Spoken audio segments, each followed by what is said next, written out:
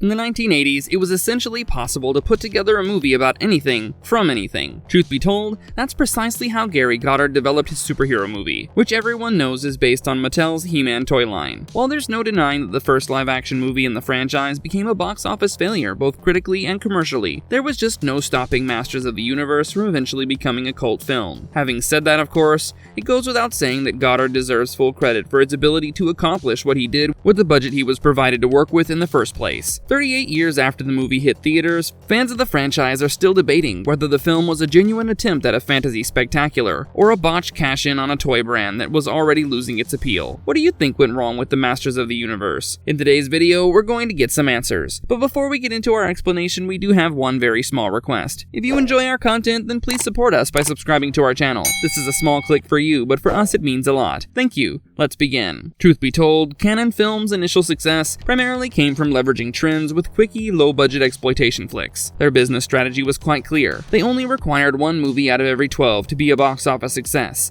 which gave Cannon the financial stability to wheel and deal their way into the next wave of substandard material. As Cannon tried to compete with big studios, it eventually fell apart under the weight of too many big ideas and risky bets worth millions of dollars. But then again, Cannon's belief that a live-action fantasy spectacle based on a line of children's toys would be its leap into the limelight, which really marked the start of its end. You see, Masters of the Universe was not only another massive gamble by Cannon, it was also another huge flop that made an underwhelming $5 million during its first weekend and eventually earned $17.3 million against a $22 million budget. But in retrospect, could Masters of the Universe actually have saved Cannon, or at least have been a presentable flick? While we'll certainly get to that part later, let's take a trip down memory lane and briefly look into the plotline of the 1987 movie first. In the gripping plotline written by David Odell, the evil warrior Skeletor seizes control of Castle Grayskull and imprisons the sorceress in an attempt to deplete her energy and take control of the whole universe. Naturally, He-Man confronts Skeletor after he and his companions arrive to save the sorceress. However, the bulging blonde warrior and his friends are forced to flee the castle, resorting to the Thenorian locksmith Gwildor's creation, a cosmic key, one that's capable of opening a doorway anywhere. This plunges He-Man and his comrades into an earthbound adventure,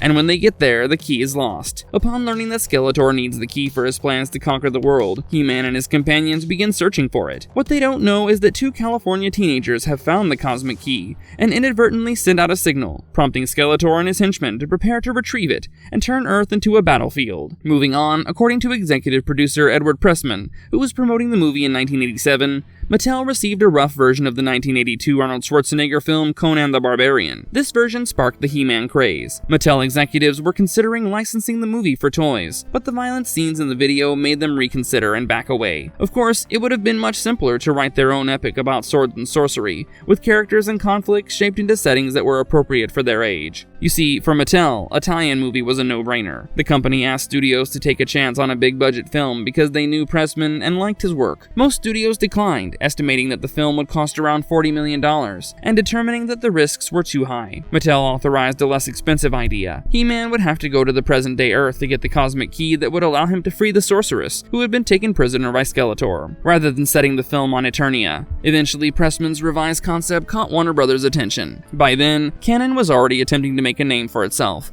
with more costly schlock like the Sylvester Stallone star sports drama Over the Top, and it offered $17.5 million. In contrast, Warner Brothers offered a $15 million budget. This led Pressman and Mattel to accept the larger offer for obvious reasons, and they chose Cannon. Swedish hottie Dolph Lundgren was roped in to play the part of He-Man, but truth be told, initially he was not convinced at all. It took Dolph months because he was quite clear in his mind that if he messed up the movie, he would have to say goodbye to Hollywood. So when Dolph reconsidered his decision, he put on more muscle until he exactly resembled the action figure. Gary Goddard had even considered dubbing the actor because Dolph had a very thick Swedish accent and was not fluent in English, but that plan was ultimately abandoned as per the instructions of the producer, Menachem Golan. However, Goddard was not ready to cooperate on one thing, having the entire film take place on Earth. In case you were unaware, the original script began with a battered and weathered He-Man pleading for assistance from a suburban family. Goddard insisted that the movie's bookend scenes be set on Eternia as a way to honor its fantasy elements. Sets were built so Skeletor could relax in a lavish throne chamber while yelling commands at his subordinates and hatching plans to take down his archenemy He-Man. Goddard and Pressman had originally planned planned to shoot for 13 weeks, but the shooting schedule stretched to 20 weeks or so. By that time, however, Cannon's bouncing checks, which were the result of a series of flops, had also become a weekly occurrence. In fact, you'll be shocked to learn that when Goddard was forced to shoot the last battle between He-Man and Skeletor in the dark on a makeshift set, it was the result of his finances running out. There's more. Goddard wanted his movie to be a grand homage to comic book artist Jack Kirby and his unique space opera aesthetic. Eventually, he would have to be content with just finishing the movie. Also, there were other regrettable repercussions from the delay in finding a studio interested in Masters of the Universe. Interest in the toy line had significantly decreased by the time the movie was released on August 7, 1987. Had the flick been released earlier in 1985, who knows how the movie would have performed. Although released with only a 2-day gap, John Badham's buddy cop action comedy film Stakeout outperformed Masters of the Universe in its first weekend. Next came middling reviews. Many addressed the film as a misfiring, underdone epic, and some call it a Conan Star Wars hybrid ripoff. One can thank Dolph Lundgren's stars because his dialogues were kept to a minimum, and his Herculean physique was a major distraction. At the end of the day, despite Frank Langella fully committing himself to the character of Skeletor, the movie received generally unfavorable reviews. It's safe to say that none of this phased canon, which was already nearing its end, but nonetheless continued to keep up its best efforts. That very year at the Cannes Film Festival, Yoram Globus announced a sequel to Masters of the Universe, even with Dolph unwilling to reprise the role and choosing to star in Joseph Zito's 1988 action film Red Scorpion. The sequel moved ahead with Laird Hamilton in the leading role. By that time, Albert Pune was also involved in the follow-up, serving as the director. However, Cannon's dire financial situation, following the box office disaster of Masters of the Universe, and not to mention Superman 4, prevented the firm from paying Mattel the royalties for the character's use. Furthermore, Mattel disapproved of the sequel script, which in turn resulted in the project's cancellation. The film rights returned to Mattel, and to avoid wasting the sets and costumes previously built for the sequel, as well as the unmade Spider-Man movie, Cannon produced the martial arts cyberpunk film starring Jean-Claude Van Damme, popularly known as Cyborg.